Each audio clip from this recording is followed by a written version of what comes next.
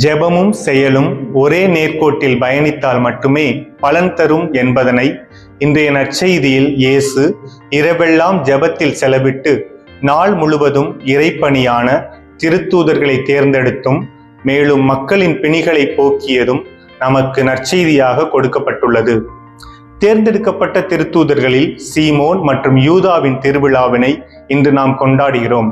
கண்டிப்பாக இவர்கள் இருவரும் இறைமகன் இயேசுவை போல ஜெபத்தில் வேரூன்றியதால் மட்டுமே தங்கள் வாழ்விலும் இயேசுவை பிரதிபலிக்க முடிந்தது. இறுதியாக பெர்சியா மற்றும் எகிப்தில் மறைப்பணி ஆற்றி இயேசுவிற்காக தங்கள் உயிரையும் தந்துள்ளார்கள். அவர்களைப் போல நாமும் ஜெபத்தில் வேரூன்றி இறைச்செயலை செய்ய தொடர்ந்து இறைவனிடம் மன்றாடுவோம்.